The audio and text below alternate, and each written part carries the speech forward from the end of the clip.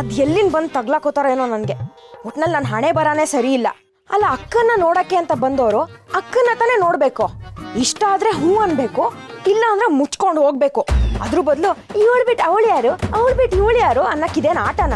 ಅಥವಾ ಈ ಡಿಸೈನೇ ಸರಿ ಇಲ್ಲ, ಬೇರೆ ಪ್ಯಾಟರ್ನ್ ಅಲ್ಲಿ ಸೇಮ್ ಕಲರ್ ಇದೆಯಾ, ಸೇಮ್ ಪ್ಯಾಟರ್ನ್ ಅಲ್ಲಿ ಬೇರೆ ಕಲರ್ ಇದೆಯಾ ಅಂತ ಕೇಳಕ್ಕಿದೇನು ಬಟ್ಟೆ ವ್ಯಾಪಾರ ಕೆಟ್ಟೋಯ್ತಾ? ಒಟ್ನಲ್ಲಿ ನನ್ನ ಗ್ರಾಚಾರನೇ ಸರಿ ಇಲ್ಲ. ನನಗೆ ಬರ್ತಾ ಇರೋ ಕೋಪಕ್ಕೆ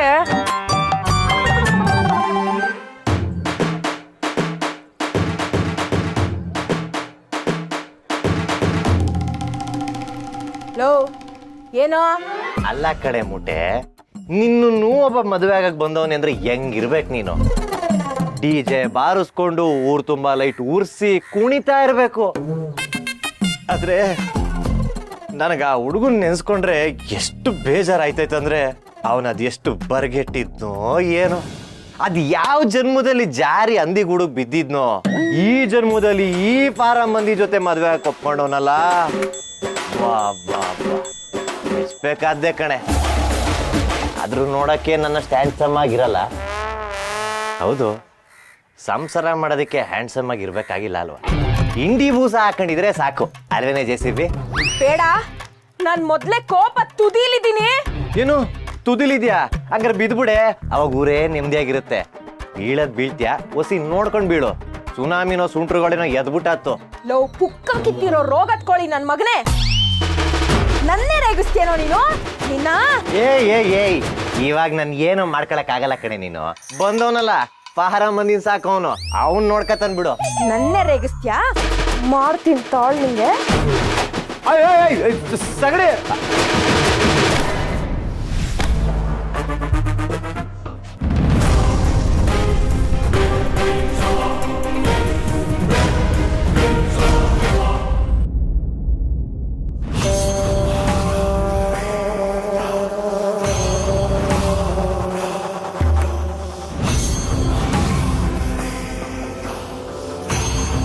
ಗುರುವೆ, ಬೇಗ ಬಾ, ಎಲ್ಲ ಕಾಯ್ತವ್ರೆ.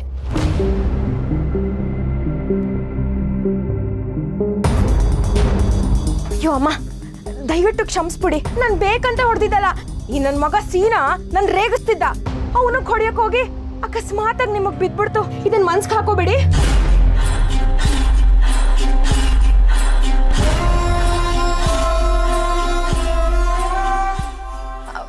ಬನ್ನಿ, ಮುಖ ತೊಳ್ಕೊಳ್ಳುವಂತ್ರಿ.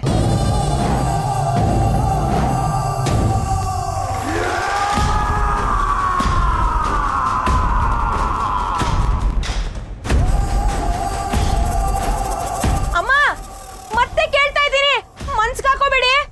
ಬರ್ತೀನಿ.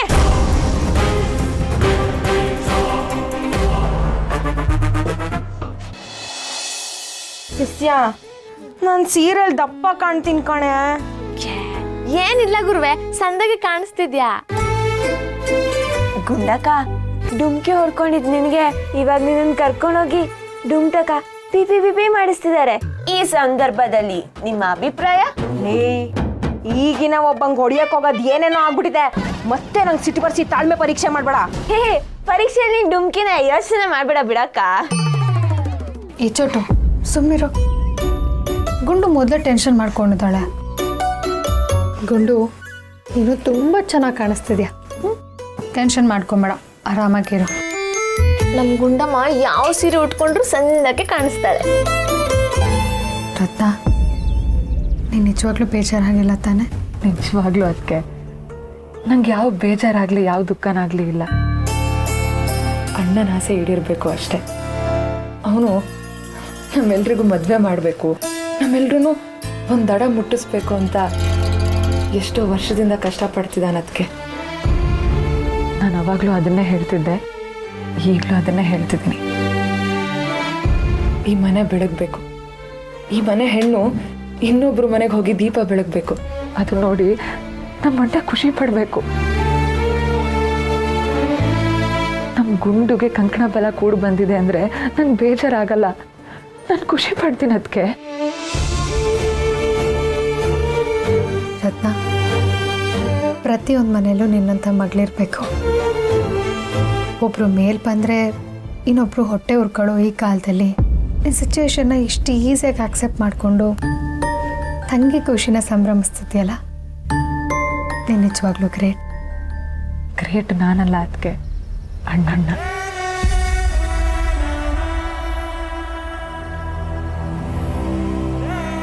ಸರಿ ಸರಿ, ಅವರೆಲ್ಲ ಕಾಯ್ತಾ ಇರ್ತಾರೆ.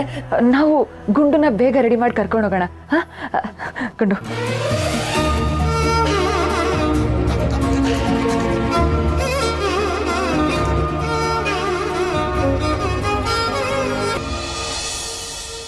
ಬಂದನ ನೋಡಿ. ಬಾನು ಹೋಗಿ ನೋಡಪ್ಪ ರೆಡಿ ಆದ್ರ ಅಂತ.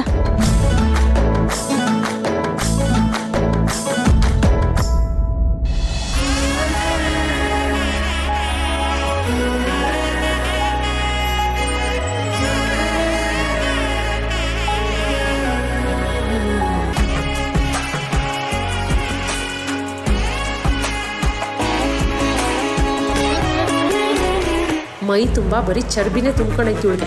ಇವಳು ನನ್ನ ಎರಡನೇ ತಂಗಿ ರಶ್ಮಿ. ಏನೇ ಹುಡುಗಿ ಎಷ್ಟು ದಪ್ಪ ಇದ್ದಾಳೆ? ಅಲ್ಲ ರೀ, ಹುಡುಗಿ ಇಷ್ಟು ದಪ್ಪ ಇದ್ದಾಳೆ ಅಂತ ಚಂದ್ರಣ್ಣ ನಮ್ಗೆ ಹೇಳಲೇ ಇಲ್ಲ. ಅಲ್ಲ ತಾಯಿ, ಅದೇನು ಅಂದರೆ ಒಂದು ನಿಮಿಷ ನಾನೇ ಕೇಳ್ತೀನಿ. ಏನಪ್ಪ ಶಿವಣ್ಣ, ನಿಮ್ಮ ಎಳ್ನೇ ತಂಗಿ ಇಷ್ಟು ದಪ್ಪ ಇದ್ರು ನಮ್ಗೊಂದು ಮಾತು ಹೇಳಿಲ್ವಲ್ಲ ನೀನು?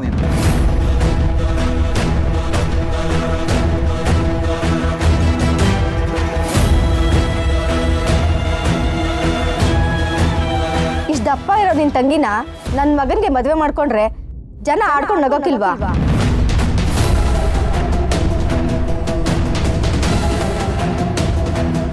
ನಮ್ಮ ಮಗ ನೋಡ್ರಿ ಹೇಗಿದ್ದಾನೆ.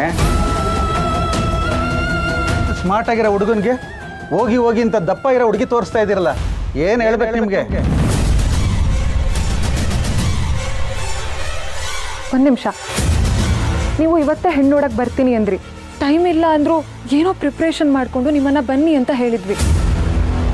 ಬಂದಮೇಲೆ ನಾನು ಬೇಡ, ಎರಡನೇವಳನ್ನು ತೋರಿಸಿ ಅಂತ ಹೇಳಿದ್ರಿ. ನಾವು ಎರಡನೇವಳನ್ನ ತೋರ್ಸೋಕ್ಕೂ ಒಪ್ಕೊಂಡ್ವಿ. ಆದರೆ ಈಗ ಅವಳು ದಪ್ಪ ಅನ್ನೋ ಕಾರಣ ಕೊಡ್ತಾ ಇದ್ದೀರಾ. ಅಲ್ಲ, ಎರಡನೇವಳು ಬೇಡ ಅಂತ ಮೂರನೇವಳು ಓದಿಲ್ಲ ಅಂತ ನಾಲ್ಕನೇವಳು, ಹೀಗೆ ನೋಡ್ಕೊಂತ ಕೂರ್ಬೇಕು ಅನ್ಕೊಂಡಿದ್ದೀರಾ? ಅವಳು ನನ್ನ ತಂಗಿ ಅಂತ ನಾನು ಹೇಳ್ತಿಲ್ಲ, ಆದರೂ ಅವಳಿಗೆ ಒಂದು ಒಳ್ಳೆ ಮನಸ್ಸಿದೆ. ಅದನ್ನು ಮನುಷ್ಯತ್ವ ದೃಷ್ಟಿಲಿ ನೀವು ನೋಡಲೇ ಇಲ್ಲ ಅಲ್ವಾ? ನಿಮ್ಮಂಥವ್ರಿಗೆ ಅದೇನು ಹೇಳಬೇಕು ನನಗೆ ಗೊತ್ತಿಲ್ಲ. ಮನುಷ್ಯನ ದೇಹದ ಆಕಾರ ಸ್ವಾಭಾವಿಕ, ಅದನ್ನು ಹೀಗೆ ಇರಬೇಕು ಹಾಗೆ ಇರಬೇಕು ಅಂತ ನೀವು ರೂಲ್ಸ್ ಹಾಕೊಂಡಿರ್ಬೋದು, ಆದರೆ ಪ್ರಕೃತಿ ಅಲ್ಲ. ಒಬ್ರೊಬ್ರು ದಪ್ಪ ತೆಳ್ಳಗಿರೋದಕ್ಕೆ ಅವ್ರಿಗೆ ಅವ್ರದ್ದೇ ಆದಂಥ ಕಾರಣಗಳಿರುತ್ತೆ. ಅದನ್ನೆಲ್ಲ ಅರ್ಥ ಮಾಡ್ಕೊಳ್ದೆ ಇಷ್ಟು ಚೀಪಾಗಿ ಬಾಡಿ ಶೇಮ್ ಮಾಡಿದ್ರಲ್ವಾ, ನಾಚಿಕೆ ಆಗಲ್ವಾ ನಿಮಗೆ? ಏನಪ್ಪ ಶಿವು, ಸಂಬಂಧ ಬೆಳ್ಸಕ್ ಬಂದ್ರೆ ನಿನ್ ತಂಗಿ ಈ ಥರನ ಮಾತಾಡೋದು? ತೆಪ್ಪಾಯ್ತು. ರತ್ನ ಸುಮ್ಕಿರವ. ಮಾವ, ನೀನು ಸ್ವಲ್ಪ ಸುಮ್ಮನಿರು. ರತ್ನ ಹೇಳ್ತಿರೋದು 100ಕ್ಕೆ 100 ಸತ್ಯ ಇದೆ. ಮನುಷ್ಯನ ದೇಹದಲ್ಲಿ ಹಾರ್ಮೋನ್ ಅಂತ ಇರುತ್ತೆ. ಅದು ಏರುಪೇರಾದಾಗ ಸಣ್ಣ ದಪ್ಪ ಆಗೋದು ಕಾಮನ್. ಅದು ಥೈರಾಯ್ಡಿಂದನೂ ಆಗಿರ್ಬೋದು, PCOS ಇಂದನೂ ಆಗಿರ್ಬೋದು, ಜೆನೆಟಿಕ್ ಫ್ಯಾಕ್ಟರ್ಸಿಂದ ಆಗಿರ್ಬೋದು, ಇಲ್ಲಾಂದರೆ ಮೆಡಿಕೇಶನ್ ಸೈಡ್ ಎಫೆಕ್ಟ್ಸ್ ಆಗಿರ್ಬೋದು. ಅಷ್ಟೇ ಯಾಕೆ ಮಾವ, ಇವಾಗ ನಾವು ತಿನ್ನೋ ಆಹಾರ ಪದಾರ್ಥದಿಂದನೂ ಆಗಿರ್ಬೋದು. ಇದು ಕೆಲವು ಕಾರಣಗಳಷ್ಟೇ, ಇನ್ನೂ ಸುಮಾರಿದೆ. ಕೊಡ್ಲಾ? ಸಣ್ಣ ಇದ್ರೆ ತಿನ್ನಲ್ವೇನು, ಕಾಯಿಲೆ ಬಂದಿದೆಯೇನೋ ಅಂತಾರೆ. ದಪ್ಪ ಇದ್ರೆ 3 ಹೊತ್ತು ತಿಂತ ಸೋಂಬೇರಿತನ ಬಂದ್ಬಿಟ್ಟಿದೆ, ಅದಕ್ಕೆ ಹೀಗೆ ಅಂತಾರೆ. ನಿಮ್ಮ ಇನ್ಫಾರ್ಮೇಷನ್ಗಿರಲಿ ಅಂತ ಹೇಳ್ತಿದ್ದೀನಿ ಅಷ್ಟೇ. 3 ಹೊತ್ತು ತಿನ್ಕೊಂಡಿದ್ರೆ ಮಾತ್ರ ದಪ್ಪ ಆಗಲ್ಲ. ಎಷ್ಟೋ ಜನ ಹೆಣ್ಮಕ್ಳು ಮದುವೆ ಆದಮೇಲೂ 3 ಹೊತ್ತು ಕೆಲಸ ಮಾಡ್ತಾರೆ. ತಾನು ತಿನ್ನಲಿಲ್ಲ ಅಂದರು ಮನೆಯವ್ರು ತಿನ್ನಲಿ ಅಂತ ಎಷ್ಟೋ ಸಲ ಊಟನ ಸ್ಕಿಪ್ ಮಾಡ್ತಾರೆ. ಆದರೂ ಅವ್ರ ದೇಹ ದಪ್ಪ ಇರುತ್ತೆ. ಇದಕ್ಕೇನು ಹೇಳ್ತೀರಾ? ಸರಿ, ನಿಮ್ಮ ದಾರಿಲೇ ಬರ್ತೀನಿ. ಹುಡುಗಿ ಇವಾಗ ಚೆನ್ನಾಗಿದ್ದಾಳೆ ತೆಳ್ಳಗಿದ್ದಾಳೆ ಅಂತ ಮದುವೆ ಆಗಿಬಿಡ್ತಾರೆ. ಮದುವೆ ಆದಮೇಲೆ ದಪ್ಪ ಆದರೆ ಅವಾಗೇನು ಮಾಡ್ತೀರಾ?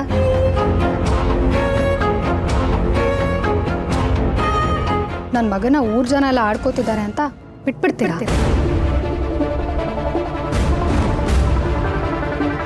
ನಮ್ಮ ಜನಕ್ಕೆ ಮದುವೆ ಹುಡ್ಗಂಗೆ ಹಾಕೋ ಸರ ಮಾತ್ರ ದಪ್ಪಗಿರಬೇಕು, ಹುಡುಗಿ ಮಾತ್ರ ದಪ್ಪಗಿರೋಗಿಲ್ಲ. ಅಲ್ವಾ ಅಲ್ವಾ ಮನೆ ಕಟ್ಸುವಾಗ ಗೋಡೆ ದಪ್ಪಗಿರ್ಬೇಕು, ಅದೇ ಮದುವೆ ಹೆಣ್ಣು ದಪ್ಪಗಿರೋಂಗಿಲ್ಲ. ತರಕಾರಿ, ಹಣ್ಣು, ಕಾಯಿ ಇದೆಲ್ಲ ದಷ್ಟಪುಷ್ಟವಾಗಿದೆಯಾ ಅಂತ ನೋಡಿ ಆರಿಸ್ಕೊಳ್ಳು. ನೀವು ಕಡು ಮದುವೆ ವಿಚಾರದಲ್ಲಿ ಹುಡುಗಿ ದಪ್ಪ ಅಂತ ಆಯ್ಕೆನೇ ಮಾಡಲ್ಲ. ನಾನು ಹೇಳೋದು ಹೇಳಿದ್ದೀನಿ, ಆದರೆ ನನ್ನ ಕಡೆಯಿಂದ ಒಂದು ರಿಕ್ವೆಸ್ಟ್, ಯಾವತ್ತು ಅವ್ರಿಗೆ ಕೂದಲು ಬಿಳಿ ಇದೆ, ಅವ್ರಿಗೆ ಕೂದಲು ಕಮ್ಮಿ ಇದೆ, ಇವಳು ದಪ್ಪ, ಇವಳು ಸಣ್ಣ, ಅವ್ನಿಗೆ ನಡೆಯೋಕ್ಕೆ ಬರಲ್ಲ, ಅವ್ನು ತೊದಲು, ಅವ್ನು ತುಂಬ ಕಪ್ಪಗಿದ್ದಾನೆ, ಇವಳು ಇಷ್ಟೊಂದು ಬಿಳಿ ಇದ್ದಾಳಲ್ಲ ಅಸಹ್ಯ ಅಂತ ಪ್ಲೀಸ್ ಬಾಡಿ ಶೇಮಿಂಗ್ ಮಾಡಬೇಡಿ.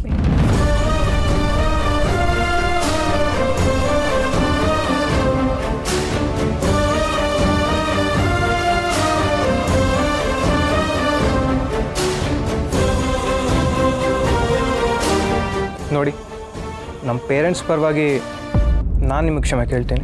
ಹೇಯ್, ನೀ ಸುಮ್ಮನೆ ಇರೋ. ನೋಡಮ್ಮ, ನೀನು ಹೇಳಿದ್ದು ನನಗೆ ಅರ್ಥ ಆಗುತ್ತೆ. ನಾವಿಲ್ಲಿ ಯಾಕೆ ಬಂದಿದ್ದೀವಿ ಹೇಳು? ಹೆಣ್ಣು ನೋಡೋಕ್ಕೆ. ಹುಡುಗ ಹುಡುಗಿನ ಒಪ್ಕೋಬೇಕು, ಹುಡುಗಿ ಹುಡುಗನ ಒಪ್ಕೋಬೇಕು. ಇವರಿಬ್ಬರು ಜೋಡಿ ಎಲ್ಲರೂ ಮೆಚ್ಚುವಂತಿರ್ಬೇಕು. ಜೊತೆಗೆ ನಿಂತ್ಕೊಂಡ್ರೆ ಒಳ್ಳೆ ಜೋಡಿ ಅಂತ ಅನಿಸ್ಬೇಕು. ಈಗ ಜೋಡಿ ಆಗುತ್ತಾ?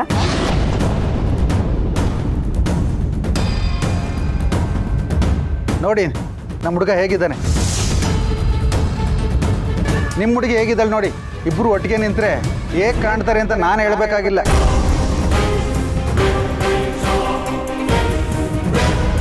ಅಮ್ಮ ಅಪ್ಪ ಪ್ಲೀಸ್, ನಾನು ಮಾತಾಡ್ತಿದ್ದೀನಿ, ದಯವಿಟ್ಟು ಸ್ವಲ್ಪ ಸುಮ್ಮನಿರಿ. ತಪ್ಪಗಿದ ಮಾತ್ರಕ್ಕೆ ಅವ್ರೇನು ಮನುಷ್ಯರಲ್ವಾ? ಅವ್ರಿಗೆ ಭಾವನೆಗಳೇ ಇರಲ್ವಾ? ಇಲ್ಲಿ ಯಾರು ಕೂಡ ಪರ್ಫೆಕ್ಟ್ ಅಲ್ಲ, ನಾನು ಕೂಡ ನೀವು ಕೂಡ. ನಮ್ಮಲ್ಲೂ ಹೊರ ಜಗತ್ತಿಗೆ ಕಾಣಿಸ್ತಾ ಇರೋ ನ್ಯೂನತೆ ಇರುತ್ತೆ. ಹಾಗಂತ ದಪ್ಪ ಸಣ್ಣ ಅನ್ನೋದನ್ನ ನ್ಯೂನತೆ ಅಂತಿಲ್ಲ, ಅದು ನಮ್ಮ ಬಾಡಿ ನೇಚರ್ ಅಷ್ಟೇ. ಮದುವೆ ಆಗೋದು ದೇಹನಲ್ಲ, ಮನಸ್ಸನ್ನು. ಅವರು ನಮ್ಮ ಸಂಸಾರಕ್ಕೆ ಹೊಂದ್ಕೊತಾರ, ನಾನು ಅವ್ರಿಗೆ ಕಂಫರ್ಟಬಲ್ ಫೀಲ್ ಮಾಡ್ತೀನ, ನಮ್ಮ ಸಂಸಾರನ ಸರಿದೂಗಿಸ್ಕೊಂಡು ಹೋಗ್ತಾರ. ಈ ಗುಣಗಳನ್ನ ನೋಡಬೇಕೇ ಹೊರತು ದಪ್ಪ ಸಣ್ಣ ಅಲ್ಲಮ್ಮ. ಏನೋ ಏನು ಮಾತಾಡ್ತಾ ಇದೀಯ ನೀನು? ಸತ್ಯನೇ ಮಾತಾಡ್ತಾ ಇದ್ದೀನಿ. ಸರ್, ದಯವಿಟ್ಟು ಇವ್ರ ಮಾತಿಗೆ ಏನು ಹೊಂದ್ಕೊಬೇಡಿ. ನನಗೆ ನಿಮ್ಮ ತಂಗಿ ತುಂಬ ಇಷ್ಟ ಆಗಿದ್ದಾಳೆ.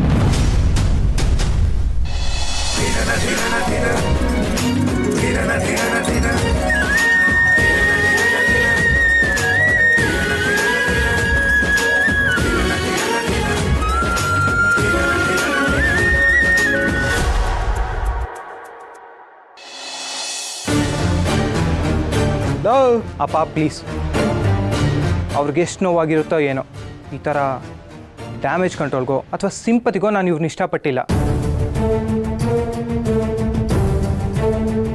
ಇವ್ರನ್ನ ನೋಡಿದ್ರೆ ಒಂದು ಇನ್ನೋಸೆನ್ಸ್ ಇದೆ, ಅದು ನನಗೆ ತುಂಬ ಇಷ್ಟ ಆಯಿತು. ಇವ್ರ ಕಣ್ಣು ನೋಡಿ, ಇದ್ರಲ್ಲಿ ಒಂಚೂರಾದರೂ ಕಲ್ಮಶ ಇದೆ ಅಂತ ನಿಮ್ಗೆ ಅನಿಸುತ್ತಾ? ಎಲ್ಲ ಆ್ಯಂಗಲಿಂದನೂ ನನಗೆ ಇವ್ರು ಪರ್ಫೆಕ್ಟ್ ಅನಿಸ್ತಿದ್ದಾರೆ.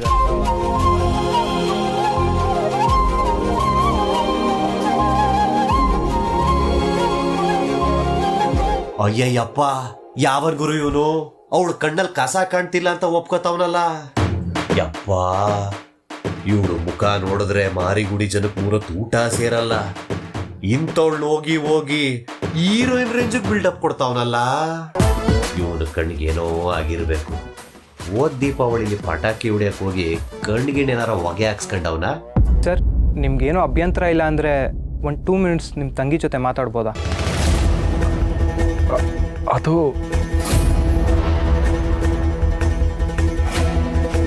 ಕಳ್ಸು ಮಾವ, ಮಾತಾಡ್ಕೊಳ್ಳಿ. ಈಗಲೇ ಮಾತಾಡ್ಕೊಂಡ್ರೆ ಮುಂದೆ ಸಮಸ್ಯೆ ಇರಲ್ಲ.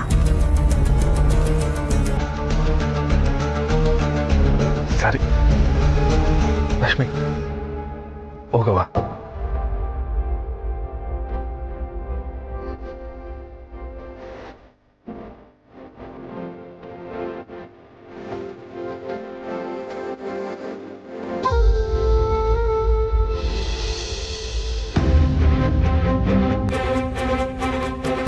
ಲೈಫಲ್ಲಿ ಒಂದು ಗಂಡು ಜೀವನೂ ನನ್ನ ನೋಡಿ ಇಷ್ಟ ಅಂತ ಹೇಳಿದ್ದೇ ಇಲ್ಲ. ನಾನು ಯಾರ ಜೊತೆನೂ ಮಾತು ಆಡಿಲ್ಲ. ಕಾಡಿದ್ರೆ ಆ ಓದಿಕೆತ ಜಿಮ್ಸಿನ ಒಬ್ನೇ. ಆದರೂ ಅದನ್ನು ಏನು ಮಾತು ಅನ್ನಲ್ಲ, ಜಗಳ ಅಂತಾರೆ. ಆದರೆ ಇವನ್ ಯಾರು ಗುರು, ನನ್ನ ನೋಡಿ ಇಷ್ಟ ಅಂದ್ಬಿಟ್ಟ? ಇವನಿಗೇನಾದರೂ ಐಬಾ? ಅಥವಾ ನಾನು ನಿಜವಾಗ್ಲೂ ಅಷ್ಟೊಂದು ಚೆನ್ನಾಗಿದ್ದೀನಾ? ಇಲ್ಲ ಇಲ್ಲ, ನಾನು ಸೂಪರ್ ಆಗಿದ್ದಿದ್ರೆ ಇವ್ರ ಮನೆಯವರೆಲ್ಲ ಯಾಕೆ ನನ್ನ ನೋಡಿ ಒಳ್ಳೆ ಕಪ್ಪೆ ನುಂಗ್ದಂಗೆ ಆಡ್ತಿದ್ರು. ಆದರೂ ಏನೋ ಸಮಥಿಂಗ್ ಪ್ರಾಬ್ಲಮ್ಮೆ. ಎಕ್ಸ್ಕ್ಯೂಸ್ ಮೀ, ಏನಾದರೂ ಮಾತಾಡಿ. ಮಾತಾಡೋದ್ನಲ್ಲ. ಹಾಂ, ಮತ್ತೆ ಕೇಳಿಸ್ಲೇ ಇಲ್ಲ? ಸಾರಿ, ಮನ್ಸಲ್ಲೇ ಮಾತಾಡ್ಕೊತಾ ಇದ್ದೆ. ಯಾಕೆ ನಗ್ತಾ ಇದ್ದೀರಾ? Okay sorry. ನನಗೆ ನೀವು ಮಾತಾಡೋ ರೀತಿ ತುಂಬ ಇಷ್ಟ ಆಯಿತು. ನಿಮಗೆ ನಾನು ಇಷ್ಟ ಆದ್ನಾ? ಅಣ್ಣನ ಕೇಳಬೇಕು ರೀ. ನಾನು ಮದುವೆ ಆಗಕ್ಕೆ ಬಂದಿರೋದು ನಿಮ್ಮನ್ನ, ನಿಮ್ಮ ಅಣ್ಣನಲ್ಲ. ಅದನ್ನೇ ಕೇಳಬೇಕು ಅಂತಿರೋದು, ಅಣ್ಣನ್ನ.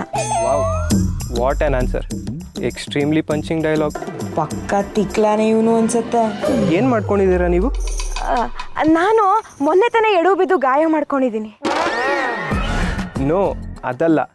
ಅಯ್ಯೋ ಗೊತ್ತಾಯ್ತು, ನೆನ್ನೆಯಿಂದ ಊಟಕ್ಕೆ ಹಪ್ಪಳ ಮಾಡ್ಕೊಂಡಿದ್ದೆ. ಹಾಗಲ್ಲ ರೀ, ಐ ಮೀನ್ ಟು ಸೇ, ಏನು ಕೆಲಸ ಮಾಡ್ಕೊಂಡಿದ್ದೀರಾ ಅಥವಾ ಏನು ಓದ್ತಿದ್ದೀರಾ ಅಂತ ಕೇಳಿದ್ದು. ಓ ಹಂಗ, ನಾನು ಓದ್ತಾ ಇದ್ದೀನಿ. ಇನ್ನೂ ಸರಿಯಾಗಿ ಹೇಳಬೇಕು ಅಂದರೆ ಬೆಳಗ್ಗೆ ಎದ್ದು ನ್ಯೂಸ್ ಪೇಪರ್ ಓದ್ತೀನಿ, ಸಂಜೆ ಮೇಲೆ ಮೆಸೇಜ್ಗಳು ಓದ್ತೀನಿ, ಆ ನ್ಯೂಸಲ್ಲಿ ಬರ್ತಿರತ್ತಲ್ಲ ಹೆಡ್ಲೈನ್ಸು, ಅದನ್ನು ಓದ್ತೀನಿ. You are too funny. ನಾನು MA ಓದಿದ್ದೀನಿ. ಹಾಂ, MA ಓದಿದಾನ? 2 ಅಕ್ಷರ ಓದೋಕ್ಕೆ ಇಷ್ಟೊಂದು ದೊಡ್ಡ ಬಿಲ್ಡಪ್ಪ. ನಾನೇ ವಾಸಿ, PUC 3 ಅಕ್ಷರ. ನಾನು PUC ಓದ್ತಾ ಇದ್ದೀನಿ. ಈ ME ಅಂದ್ರಲ್ಲ, ಹಂಗಂದ್ರೇನು? Master of engineering.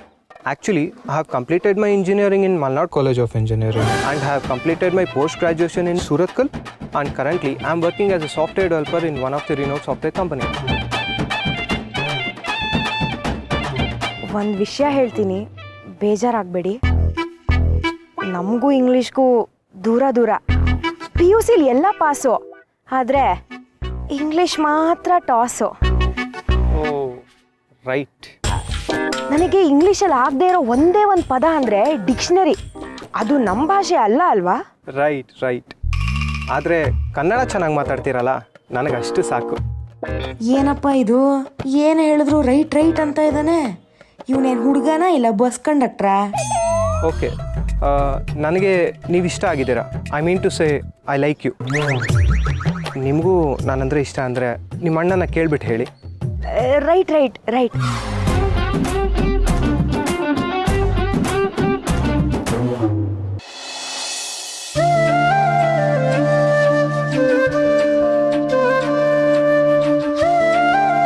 Gundakka, exam ಹೆಂಗಿತ್ತು?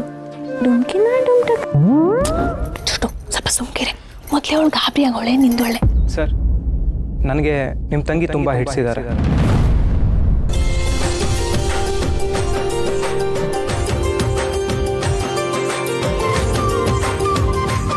ಅಪ್ಪ ಅಮ್ಮ, ಬದುಕಿದ್ರೆ ಇವ್ರ ಜೊತೆನೇ ಬದುಕಬೇಕು ಅಂತ ಡಿಸೈಡ್ ಮಾಡಿದ್ದೀನಿ.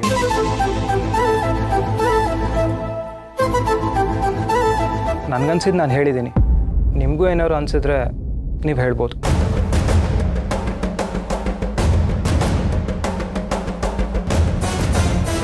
ನಾವೇನೋ ಲೋಕ ರೂಢಿಗೆ ಹೇಳಿದ್ವಪ್ಪ, ಅದಕ್ಕೆ ಯಾಕೆ ಕೋಪ ಮಾಡ್ಕೋತೀಯ? ನಮಗೆ ಬೇಕಾಗಿರೋದು ನಿನ್ನ ಖುಷಿ, ನಿನ್ನ ಸಂತೋಷ ಅಷ್ಟೇ.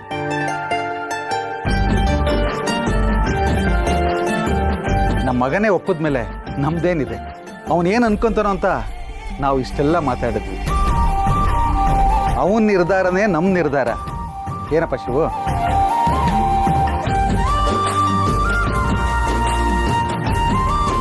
ಅಬ್ಬಾ, ಏನಾಗುತ್ತೋ ಅಂದ್ಕೊಂಡಿದ್ದೆ. ಎದೆ ನಡಗಿಸಿ ಕೊನೆಗೆ ಒಳ್ಳೆ ನಿರ್ಧಾರ ತಗೊಂಡ್ರಲ್ಲ, ಅಷ್ಟು ಸಾಕು. ನೀವೆಲ್ಲ ಮಾತಾಡ್ಕೊಂಡು ನಮ್ಗೆ ವಿಷಯ ತಿಳಿಸಿ.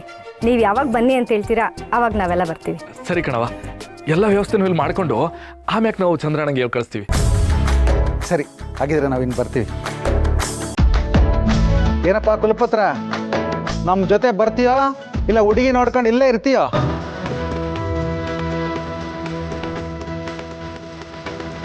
ಬರ್ತೀನಪ್ಪ. ಸರಿ ನಡಿ. ನಮ್ಮ ಮಾತಿಂದ ಇಲ್ಲಿ ಯಾರಿಗಾದ್ರೂ ನೋವಾಗಿದ್ರೆ ದಯವಿಟ್ಟು ಕ್ಷಮೆ ಇರಲಿ. ಆದರೂ ಒಂದು ಮಾತು ಹೇಳಬೇಕು. ನಾವು ಮೊದಲನೇವಳ ನೋಡೋಕೆ ಬಂದು ಎರಡನೇವಳನ್ನ ಒಪ್ಕೊಂಡ್ವಿ. ಇದರಿಂದ ಮೊದಲನೇವಳಿಗೆ ನೋವಾಗಿರಬೇಕು ಅಂತ ಅಂದ್ಕೊಂಡಿದ್ವಿ. ಆದರೆ ಇಲ್ಲ ಆಗಿದ್ದೇ ಬೇರೆ. ತಂಗಿನ ವಹಿಸ್ಕೊಂಡು ಇಷ್ಟೆಲ್ಲ ಹೇಳಿದ್ಲಲ್ಲ, ಇವಳ ಬುದ್ಧಿನ ನಾವು ಮೆಚ್ಚೋದಲ್ಲ, ಆ ದೇವರೇ ಮೆಚ್ಚಿದ್ದಾನೆ. ಇದೇಮ್ಮ ಸಂಸ್ಕಾರ ಅಂದರೆ. ನಾನು ಆಗಲೇ ರಶ್ಮಿಯವ್ರನ್ನ ಇಷ್ಟಪಡೋಕ್ಕೆ ಬರೀ 2 ಕಾರಣ ಕೊಟ್ಟಿದ್ದೆ.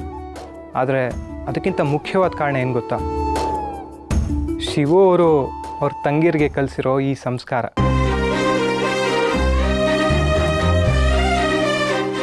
ನಾವಿನ್ನು ಹೊರಡ್ತೀವಿ.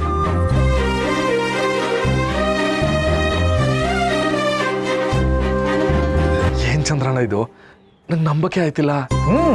ಗುರುಗಳು ಹೇಳಿರಂತಲ್ಲ ಮೊದಲು ರಶ್ಮಿದೇ ಮದುವೆ ಆಗೋದು ಅಂತ. ನಾ ಬರ್ತೀನಿ ಕಣಪ್ಪ. ಸರಿ ಕಣ. ಶಿವು, ಏಟ್ ಬೇಗ ಎಲ್ಲ ಒಳ್ಳೇದಾಗ್ತೈತೆ ನೋಡ್ದ? ಅಲ್ಲ, ಹುಡ್ಗನ್ ನೋಡ್ದ ನಮ್ ರಶ್ಮಿನ ಏಟ್ ಇಷ್ಟಪಡ್ತಾನೆ ಅಂತ. ಅದೆಲ್ಲ ಆಸ್ತಿ ಪಾಸ್ತಿ ಅಂತಸ್ತು ಇದ್ರು ಹುಡ್ಗನ್ ಕೈ ತುಂಬಾ ಸಂಬಳ ಬಂದ್ರು ಏಟನ್ನ ಗೊತ್ತಾಯ್ತಾ? ಒಳ್ಳೆ ಸಂಬಂಧ ಬಿಡಪ್ಪ. ಹೌದು ಲೀಲಕ್ಕ, ಎಲ್ಲ ಆ ಮಕ್ಕಳವನ್ ಕೃಪೆ. ಇಲ್ಲ ಗೊತ್ತಾಯ್ತು, ಹೋಗೋಣ. ಬರ್ತೀವಿ ಶಿವು. ಸರಿ ಲೀಲಕ್ಕ. ಜಯಕ ಸೀನಾ